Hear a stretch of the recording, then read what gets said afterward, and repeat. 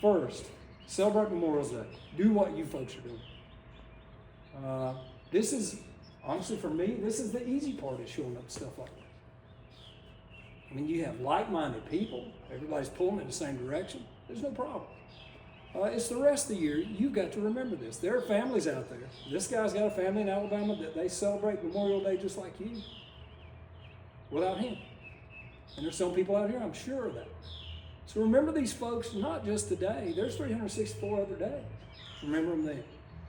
The second thing I taught my kids is educate yourself and everybody around you.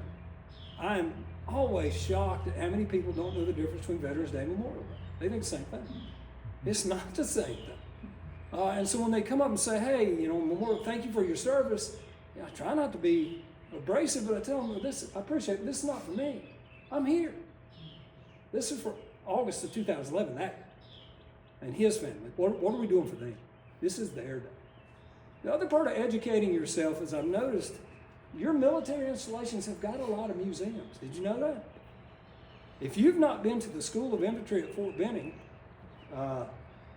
they have a first-class Smithsonian type museum there. As an aside, I knew it was getting old. Because the first time we went to Iraq, they've got a setup for Iraq there, and they've got someone dressed in a little Iraq outfit. And they have an FBCB2. Does anybody remember an FBCB2? Me either. And they have it on the wall, and I looked at my wife and I said, there's an FBCB2. And she says, really, what does FBCB2 stand for? I said, yeah, I don't know. It's been a while. So I walked over to the wall where they got the little plaque, and all it said was FBCB2. So that wasn't helpful.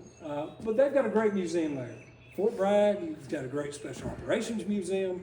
We've still have got to get to the D-Day Memorial in Bedford, Virginia. Does everybody know how that's in Bedford, Virginia? Oh, yeah. So talk to me offline. If you don't know, you need to know. So that's the second thing. Educate yourself about this, and then educate everyone around you. This isn't veterans.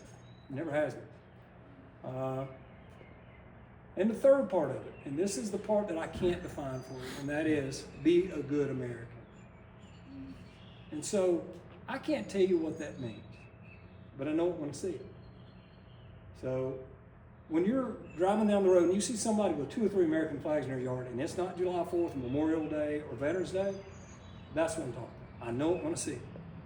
When you are going to a store and you see these, Walmart, which there's a bunch of cars at Walmart, when you see the American flags on the back of the cars, or you say, I served in this unit, that's when I see it.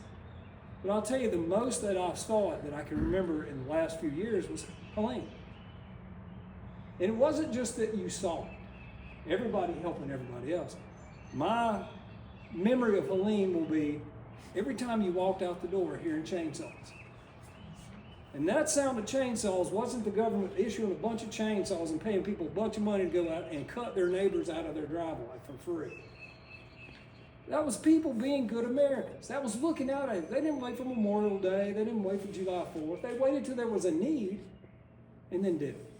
And so that's what I will leave you with. That's my background and how I got to be where I am here, with the military, and what I've tried to leave my children with. As an aside, my oldest son has just finished his first month at Infantry Officer School at Fort Benning. I talked to him yesterday. My youngest son just got out of college and is starting basic law enforcement training next month. So I say that to say, you can make a difference with someone, but first you got to educate yourself and be passionate about it. If you've lost someone close to you in the military, this isn't hard to do. It's not hard to do. Special operations is a very small community, so when you lose someone, you lose someone. And so I encourage you, as you go out, not just today, tomorrow, Wednesday morning when you wake up, think, what did that fool say on Sunday? Something about being a good American. Just if anything that I've said makes you pay this forward as an American, then maybe my beautiful wife is right. Maybe there is a story.